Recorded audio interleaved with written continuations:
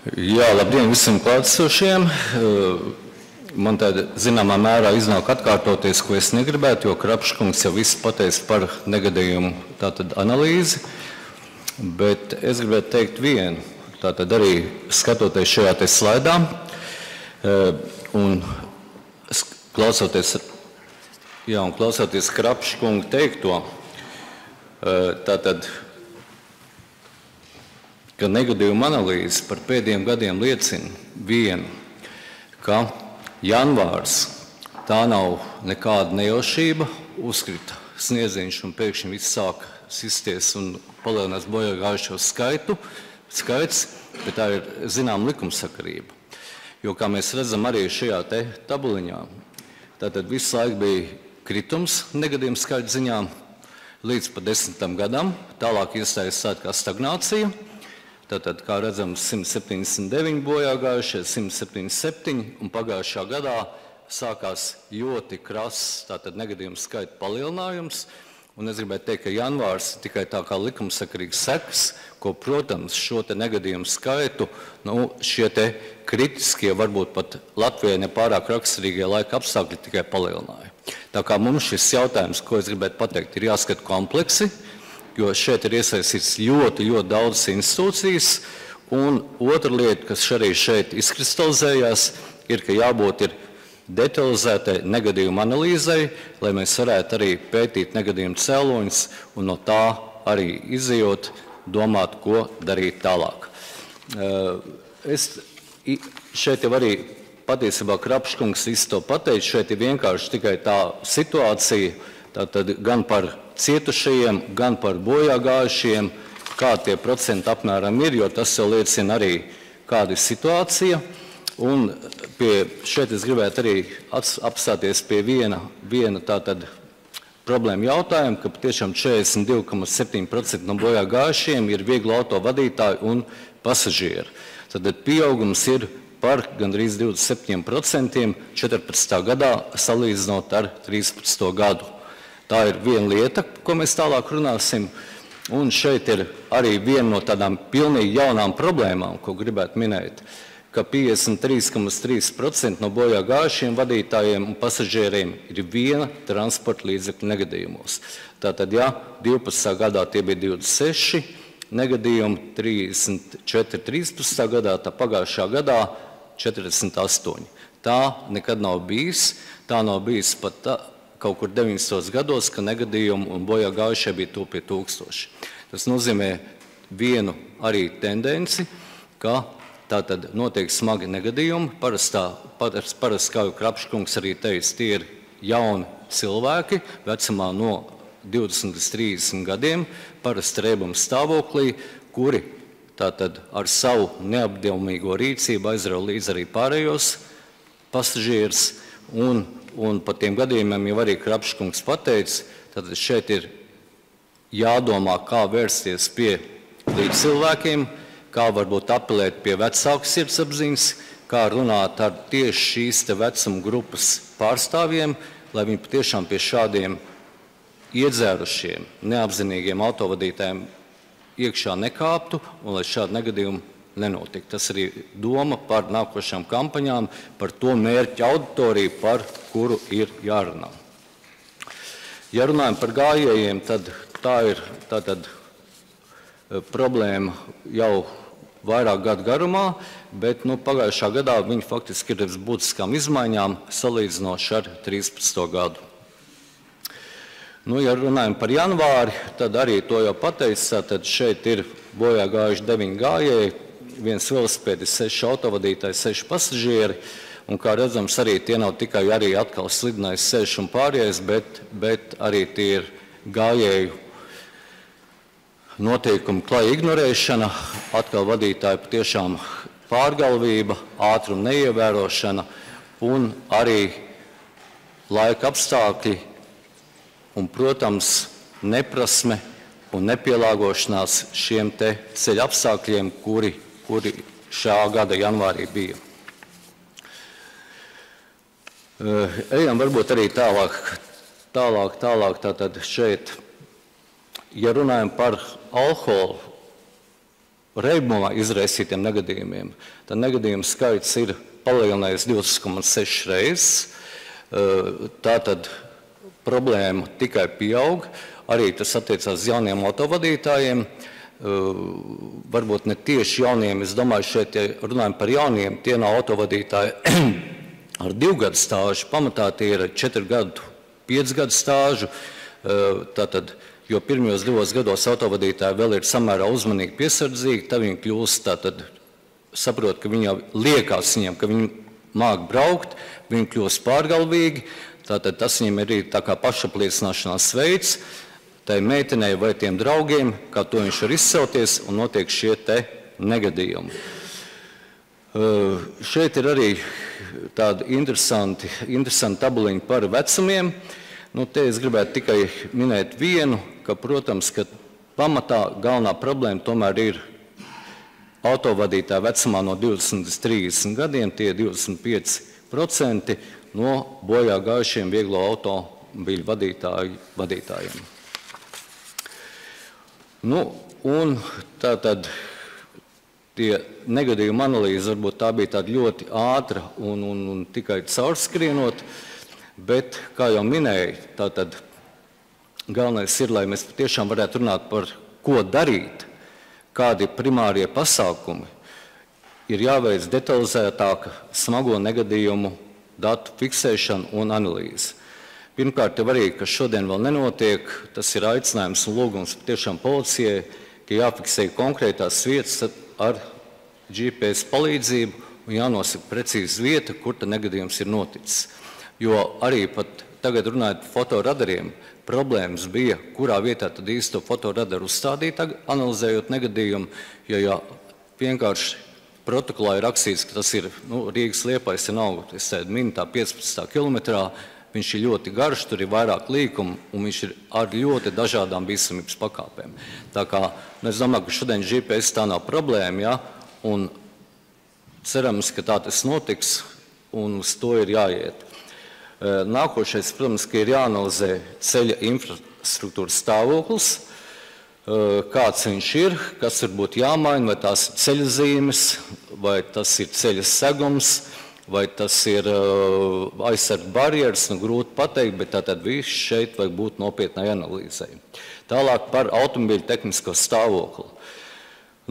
Arī skatoties protokoliem, un vakar arī vēl vakarā skatoties šo te negadījumu cēloņus, bija ļoti grūti arī kaut ko sīkāk izvērtēt, jo nav precīzi tātad arī dati ne par to pašu, ko minējām riepstāvokli, ir tikai vasaras ziemas, tātad ir jābūt gan protektoru dziļumam precīzam, lai varētu tālāk analizēt, ko mums darīt arī gan pa tehnisko apskašu noteikumu izmaiņām.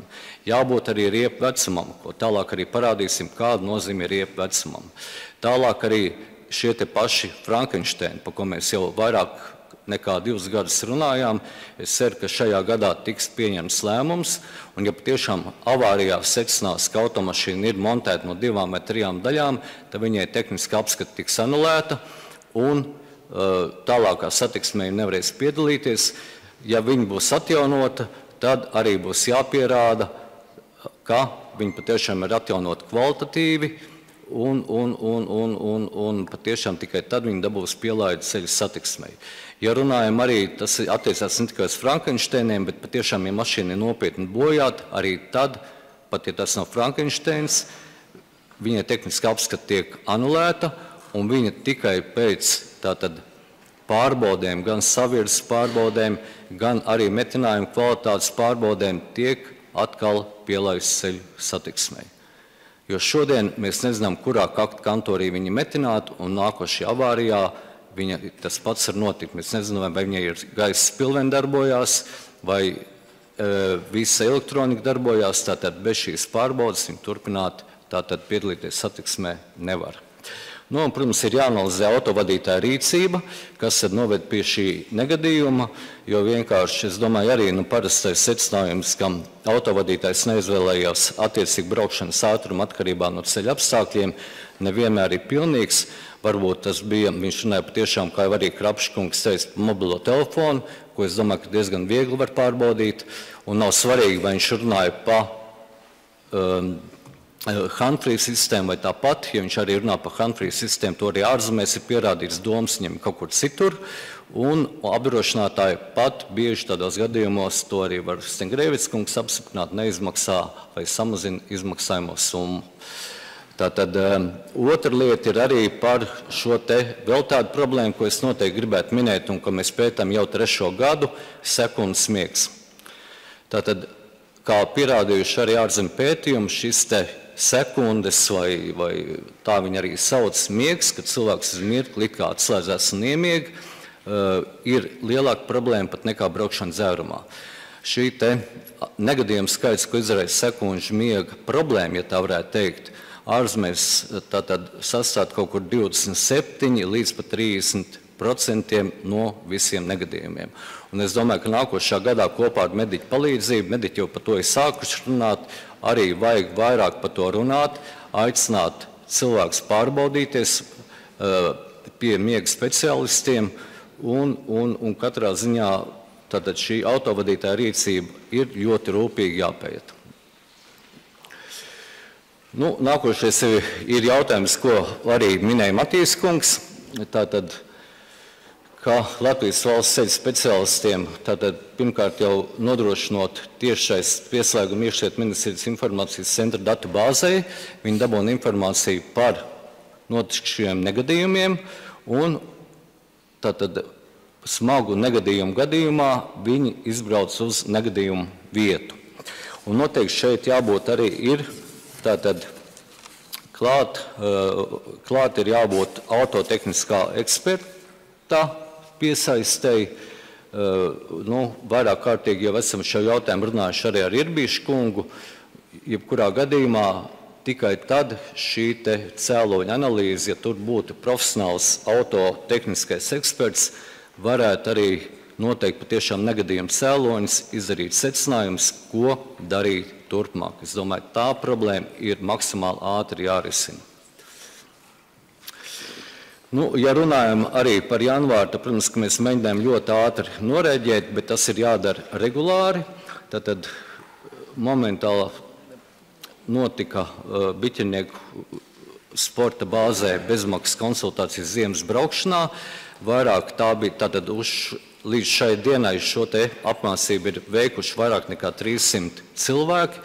Protams, ka tā ir apzinīgākā autovadītāja daļa, bet arī šeit varētu stāstīt ilgi un dikti brīnum lietas, bet šeit ir ļoti labs zebras sižetiņš, kur pateiks arī tās galvenās problēmas gan par riepām, gan par situāciju, par vadītāju meistarību, kā braukt šādos sarežģītos ceļa apstākļos.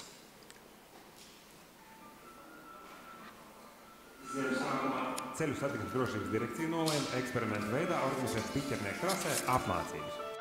Apmācībām varēja pieteikties ik viens interesants ar savu auto. Pirmais uzdevums ir, kad braucēji testē paši savas mašīnas ar tām riepām, kas viņām ir virsū, uz šī noteiktā ledus, kāds viņš šeit ir. Un vienkārši mēs mēram to bremzēšanas ceļu un analizējam, tad kāpēc viena mašīna vai otra apstājās ātrāk vai lēnāk. Un tad mēs pārējām pie tādas bāziskās drošas braukšanas elementa. Bremzēšana, kad bremzēšanas ceļš ir pa īsu, ir nosacīts šķērslis priekšā, un mašīnas, kuras apgādāts ar ABS sistēmu, var ļoti vienkāršā veidā izvairīties no sadursmes ar šo šķērsli, pareizi bremzējot, pareizi strādājot ar stūri, apbraukt, un praktiski 4. un 5. reizi jau praktiski visiem tas sanāk. Ja? Un tas pats pamats, ja, kad redz briesmas uz ceļa, nespies bremžu pedāli grīdā, neiekrampēties stūrē un neko nedarīt. Ir jādara, jāpieņem pareizais lēmums, un par to arī mēs šeit runājam. Autovadītāja interese izrādījās tik liela, ka piķernieku bāzē drošas braukšanas instruktoriem nācās strādāt vairākās trasēs vienlaicīgi, lai spētu apkalpot arvien pieaugušo interesentu daudzumu. Cilvēki paši pieteicās un ieradās ar savām automašīnām, pat tiešām gribot uzzināt, kā tad droši pārvietoties ziemā. Man ir tāda sajūta, ka mēs ļoti daudziem cilvēkiem pastāstam kaut ko jaunu, nezināmu, to, ko viņi nekad nav nemaz zinājuši, un viens viņiem to nav stāstījis, jo daudz ļoti domīgi aiziet prom. Līdz šim stundu garās nodarbības jau apmeklējuši ap 300 autovadītāji, no tiem vairāk kā 2/3 vīrieši. Kaut gan izveidojies stereotips, ka vīrieši nemīl, ka viņus pamāca un paši zina, kā jābrauc ar auto. Interesanti, ka tikai katra 10. kursanta automašīna ir bijusi pilnpiedziņas un ka ražotas riepas bijuši tikai katrai 6. automašīnai. Visčaklākie apmeklētāji bijuši Volkswagen, Audi un BMW īpašnieki. Vissvarīgākā, protams, ir statistika par riepu stāvokli, jo tieši saķeri ir būtiskākais drošības garants ziemā. Protams, kad ir bijuši arī, kad ar 2003. gada riepām, arī šodien tikko iepriekšējā grupā bija mašīna, 2003. gada riepas, 3 mm protektors vidū, ja, un nebija nekāds brīnums, ka viņš vispār apstāties nevarēja tur, kur jau sen jau viss ir apstājušies. Ja. Tā kā mēs dodam arī šīs konsultācijas, ka ir stipri jāpārdomā par riepu iegādi, un ka uz viņām tādā stāvoklī, kāds viņas ir tagad, šeit paļauties absolūti nevar. Minimālais pieļaujamais protektoru dziļums ziemā ir 4 mm. Bet no atbraukušajiem 23 mašīnām riepas jau bija sasnieguši šo minimumu, un bija arī 5 auto, kur protektoru dziļums bija pat mazāks par pieļaujamo. Ļoti būtisks ir arī riepu vecums. Apskatot to noskaidrots, ka vairums brauc ar šajā 10-gadē ražotām riepām. Pozitīvi arī tas, ka vairāk kā 100 mašīnām bija pēdējos 2 gados ražotas riepas. Bet vairāk kā 10 auto bija ieradušies ar riepām, kas vecākas par 10 gadiem. Ļoti perfekta zinātāja un perfekta braucēja vēl nav bijis šeit. Ja? Tad es saprotu, ka mēs esam izdarījuši tādu svētīgu darbu, ka mēs ar šo nosacītu šo akciju esam aizsnieguši laikam tos slāņus, ja, kuriem tas ir visvairāk svarīgi un kuriem tas visvairāk interesē.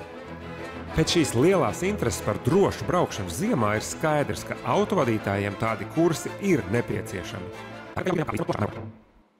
Atkals laikā šīs ziemas sākumā ceļus.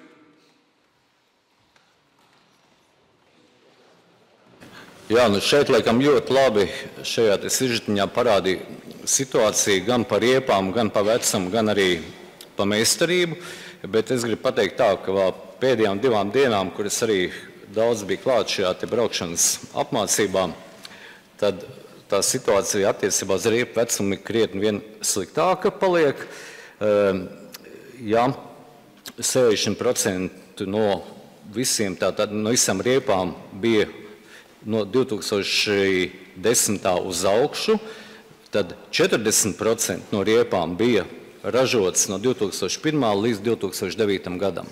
Un var teikt, viena lieta, ka šādas riepas jau vairāk normāli darboties nespēja. Un katrā ziņā arī vēl sestdien bija tāds gadījums, ka cilvēks ir nopircis pagājušo gadu riepas, izrādās, ka viņas ir ražotas 2002. gadā, un mašīna faktiski tā arī neapstājās. Viņai nospied uz bremzēm, cilvēks bija ļoti pārsteigts par to, tā kā šeit arī vajag vienkārši, es domāju, runāt, skaidrot, jo riepu vecumu mēs ierobežot katram tātad nevaram. Šeit ir vajadzīgs no žurnālistiem arī teikt klāt skaidrošais darbs, pateikt pirmkārt, kā var noteikt šo te riepu vecumu, kurā vietā ir šie te skaitlīši, un patiešām runāt par to, kāda bīstamība ir braukt ar vecām riepām. Sevišķi jau kritiski tā situācija, ja šeit vēl viņi Rīgā patiešām tā bija apzinīgāka autovadītāja daļa, tad lauku rajonos, ja paskatās, gan protektoru dziļumu, gan riepu vecumu, situācija dramatiska. Un vēl jau vairāk arī, ka vēl ar vienu, kamēr nebija šis sniegs uzsnidzis, liela daļa braukāja vasaras riepām. To mēs ļoti labi zinām. Ja nebija tehniska apskate, jāiet, tad viņi nedarīja neko. Ja ir tehniska apskate, viņi tātad paņēma no kaimiņu, uzlika riepas, izgāja tehniska apskati, atlika atpakaļ, tātad atliek vienīgi ļoti stingra kontrola uz ceļiem.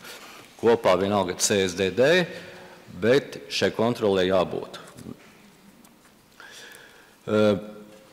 Tātad, ko mēs domājam arī šeit darīt? Pirmais, tātad ir jau sarunāts ar Kreisberga kungu, ka ar studentu palīdzību veiksim pētījumu par automobiļu riepu tehnisko stāvokli, lai varētu pieņemt arī patiešām pamatotas izmaiņas normatīvajos aktos. Un galveno uzsvaru ir jāvērš patiešām uz lauku rajoniem, lai situācija objektīva un pilnīga. Jā, un tas ir, ko es teicu, ka par šo lietu ir jārunā. par riepu vecumu, par protektoru visi zina vairāk vai mazāk, bet par riepu vecumu ir jārunā, ir cilvēki jāinformē, ir jāskaidro, arī tehniski apskatē nevienu. Mēs nedomājam mest laukā par 5-gadīgu vai 6-gadīgu riepu esošu stāvokli, bet tas viņiem ir jāskaidro un jāpasaka. Arī nākošais, kā jau minējām, tie ir gājēji. Arī janvārī tie bija 9 gājēji, kur gājuši bojā. Bet šeit es gribētu runāt par vienu lietu, kas tiešām vēl nelīdz galam pildās. Tas ir asarojošo vestu lietošana, kā Krapškungs pilnīgi pamatot arī teica, naktī staigā tiešām šie tie tumšie gājēji, staigā pa brauktu, un kamēr viņi pa brauktu neredzam staigās, protams, kā negadījumi ir gandrīz vēl likumsakarīgi. Tāpēc arī pašlaik un kampaņas laikā tika izdalīts gandrīz 21 000 vestes mazturīgiem. Pašlaik ir izsūtīts aicinājums tirgotājiem vestes pārdot ar atlaidēm. Pirmā, kas ir atsauksies, tā ir Maksima, lai varbūt arī vienam otram tas vārds nepatīk, bet viņi ar mieru pati dalīt zinām daļu vestes pa velti. Un, ja runājam par rezultātiem, tam, kad bija kampaņa pagājušā gada novembra mēnesī, salīdzinoši ar 13. gadu, bojā gājušo vadītāju skaits samazinājies tieši pa 50%. Tas nozīmē, ka šī te vestu dalīšana, kampaņa, runāšana, tas nav pavelti, bet patiešām jādara tas ir regulāri, lai tam nebūtu īslaicīgs efekts un darbotos tikai šīs kampaņas laikā. Tālāk nākošais jau arī, pa ko runājam, pilnībā izstāstīja ministra kungs, ir apmācības procesa pilnveidošana. Tad mēs jau esam pilnībā pārgājuši uz modulāru apmācības sistēmu. Tas nozīmē, ka katram kursantam obligāti ir jāapgūst visas tēmas. Ja šobrīd viņš varēja 10% nodarbību nepiedalīties, pašai kārtība ir tāda, ka viņam patiešām ir katra no tēmām, vai tas ir krustojuma izbraukšana, vai tā ir ceļa zīmes, vai tas ir tehniskais stāvoklis, viņam obligāti ir katrs no šiem te moduļiem jāapgūst un arī jānokārto kādu ieskaiti. Tātad, ko un kam mēs pašlaik liekam ļoti lielu uzsvaru mācību programmās, tas ir bīstama situācija prognozēšana, risku novērtēšana, un vairāk tieši tātad nesatiksmes noteikumi tik ļoti iekalšana, ko diezgan daudz arī māk un ļoti labi māk, bet prognozēt situācijas un arī zināmā mērā tas nozīmē veidot cilvēku attieksmi. Nākošais arī ir, ko jau minējām, tātad tā ir praktiska apmācība diennakts tumšajā laikā un nelabvēlīgos laika un ceļa apstākļos. Tātad katrā braukšanas instruktoriem obligāti būs jāuzņemās atbildība par to, ka viņš ar savu kursantu ir veicis šo te apmācību sliktos laika apstākļos, ka viņš ir braucis naktī, jo ir daudz cilvēku, kur naktī vispār nespēja orientēties normāli un apjūk.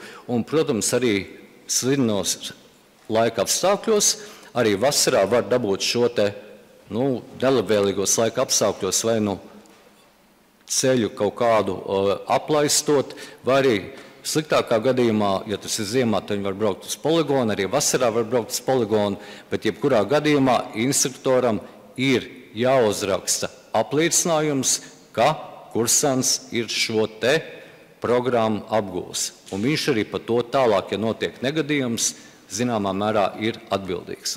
Tā ir tāds jaunums, kur uzliek arī juridiskās saistības autoskolai un konkrētam tātad praktiskās braukšanas apmācības meistaram. Tātad nākošais, lai visu šo te panākt, protams, ka ir jāpalielina arī mācības spēku profesionalitāte.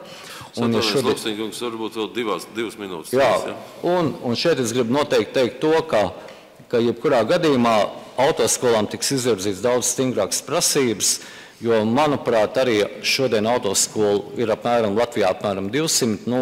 Es domāju, ka vairāk par 100, ja mēs izvirzīsim stingrākas prasības un arī analizēsim un par zināmiem pārkāpumiem slēgsim ciet, tad paliks tikai labākās autoskolas. Šeit ir bērnu jauniešu izglītība, par ko mēs arī runājam, jo bez tās iztikt nevar satiksmes dalībniekiem ir jāveic tātad un jāveido jaunībā, bērnībā. Šeit mēs esam gatavi palīdzēt ar izglītības ministrijai pilnībā saistībā ar eksāmenu pieņemšanu, un faktiski jaunā kārtība jau ir izstrādāta. Un es ceru, ka viņa arī tuvākā laikā tiks realizēta. Nu, un šeit ir autovadītāju kontrole, tātad stacionārie radari, pa ko jau minējām, reāli lielākā daļa ir uzstādīta. Šonadēļ es domāju, ka arī ir sāk strādāt jau 3-4 radari, bet tā droši ir pateikt, ka visi 16 radari sāk strādāt līdz februāra beigām. Bet galvenais tomēr mēs zinām, ka tas nav vēl glābiņš, ir pārvietojumiem radariem jābūt, kā Krapškungs teica. Cerams, ka tāda arī būs. Un vēl viena lieta, ko mēs domājam tomēr ieviest, ir šis te no punkta līdz punktam, pong radari. Tas nozīmē to, ka mēs uzstādām tādu sistēmu, kura izmēra video braukšanas ātrumu noteiktā ceļa posmā. Jo nav jau svarīgi, lai viņš piebrenzē pie tā konkrētā radara, ko zinu, un kas arī nebūs slēpjams, bet lai viņš, piemēram, tādu apdzīvotās vietas posmu, minēsim to pašu Baltazaru, izbrauktu ar vidēju ātrumu, kas nav lielāks par tātad atļauto, un tas ir pats galvenais - samazināt valstī braukšanas vidējo ātrumu. Un, protams, policijas klātbūtnes efekts slēptām metodēm, visādām metodēm, bez tā iztikt nevar. Paldies. Jā, paldies Lakstiņkungam par ziņojumu. Vai ir kādi jautājumi? Jā, viena lieta vēl grib papildināt par protektoriem, varbūt, kas ir ļoti tātad stingri. Es nezinu, Jāni, tev slaids ir vai nav. Izrādās, ko mēs jau sen pētījām, ka Latvijā prasības attiecībā uz smago mašīnu autobusu protektoru ir viens no zemākām, tātad gan atšķirībā no Skandināvijas valstīm, gan kādi Igaunijā, Lietuvā. Tas ir 1 milimetrs un ir doma jau nākošā gadā tehniskās apskates noteikumos ieviest normu, ka smagajām mašīnām un autobusiem protektoru dziļumam jābūt ir vismaz 3 vai pat 5 mm.